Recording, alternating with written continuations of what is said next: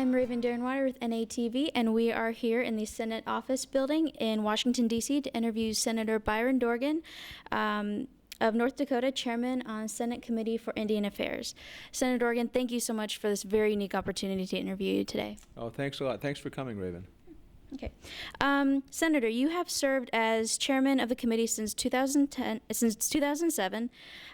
Will you be retiring in the Senate in January of 2011? Yes, I'm leaving at the end of this year. This will be my last term, and I've served here in the Congress 30 years. Came here in January of 1981, so it's a long time ago. And serving now here in the Senate and on the Indian Affairs Committee as chairman of that committee has been a great honor. What do you plan to do in your retirement? Well, because of the ethics rules and so on, you really can't make judgments about your retirement until you're finished or you've completed your Senate term. But I expect to write some additional books. I've written a couple of books. I expect to do some teaching and a series of other things as well. Okay. Well, as you reflect on your years as chairman, what stands out as one of your most proud accomplishments so far?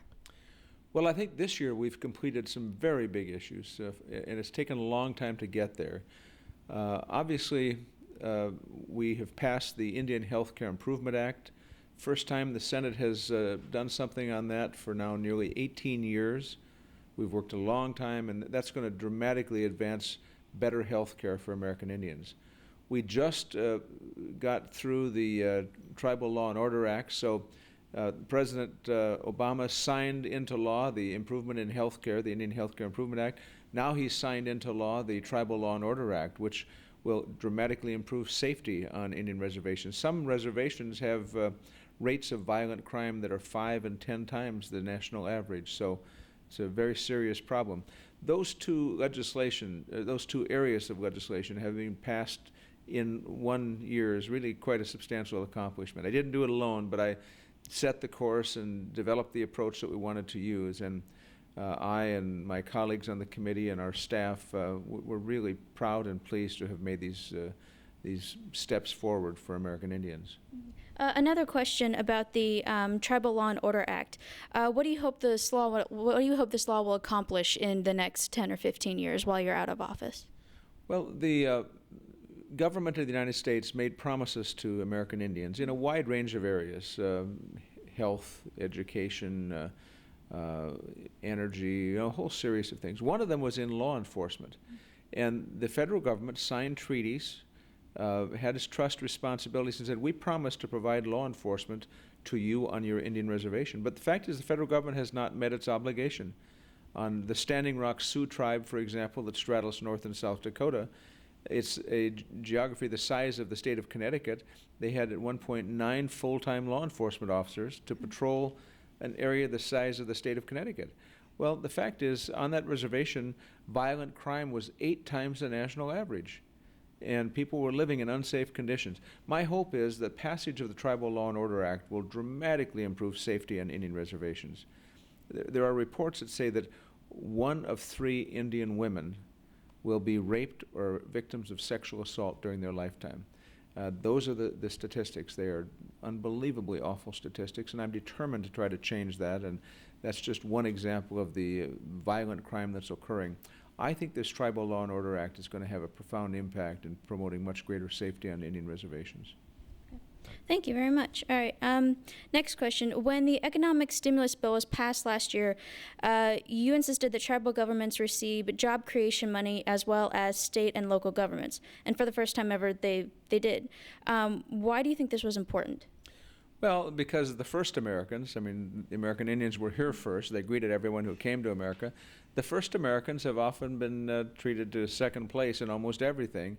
And if you're going to promote jobs and do a stimulus program and promote economic recovery to try to put people back to work, where should you start? Well, how about starting in areas where you have the highest rates of unemployment? Indian reservations.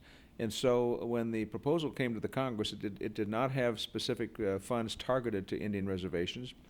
And I was able to get some substantial amount of money targeted to try to help promote economic development and create jobs on Indian reservations. All right, thank you. And as you said, you've put a real focus on Indian youth suicide prevention, noting that the suicide rates in Indian communities are far higher than in other communities, and as well as the rape statistic that you just mentioned earlier. How did this problem come to your attention, and what do you think needs to be done to solve these problems?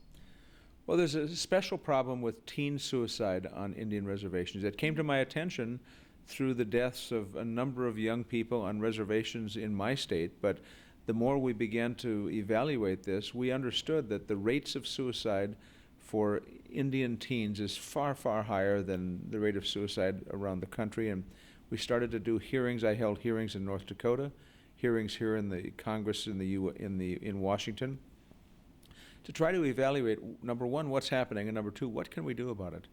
It's always sensitive to shine spotlights on something like this. I mean, this issue of teen suicide is very sensitive. But in cases where I have followed the case of a teen suicide and talked to relatives, talked to school officials, talked to tribal officials, and then ask, can I use the name and the image of Avis Littlewind, for example, on the floor of the United States Senate, to describe a 14-year-old girl who felt hopeless and helpless and lay in bed 90 days in a fetal position, not in school, and somehow was not missed. Nobody bothered to check, and then finally she took her life. Using the example and the memory of Avis Littlewind is a pretty significant way to say to people, we can't sit by and watch this happen or understand it is happening and decide nothing should be done. We have to try to address this issue, and that's what I've been trying to do. Oh, well, thank you. It's a very noble and important issue. What message would you like to share with the Native Americans throughout this country, and perhaps comment on the current Cobell settlement? Well, hopefully by the time this video is aired, the Cobell settlement will be done. I've been working to do that. That's a settlement of Indian claims in which Indians have been systematically looted and cheated, and there's been grand theft of property that belongs to Indians by the government over a period of 140 years or so. So we're trying to get that resolved. You know, my message to American Indians is that we understand they were here first. They're the first Americans, and they shouldn't have and shouldn't settle for second-class health care, second-class housing, second-class education. This country made promises to American Indians, and we have to keep the promises. It is also the case, however, that when we build educational opportunity, American Indians need to be able to take advantage of them, and we need to build businesses on reservations and off reservations and give American Indians the opportunity, the same opportunity other Americans have. I mean, after all, there's no social program as important as a good job that pays well, whether it's on a reservation or off a reservation. It's the way you get up and out of poverty. Get education, go to school, get educated, find work. That's the step up and out of poverty. And we just need to provide that opportunity to American Indians.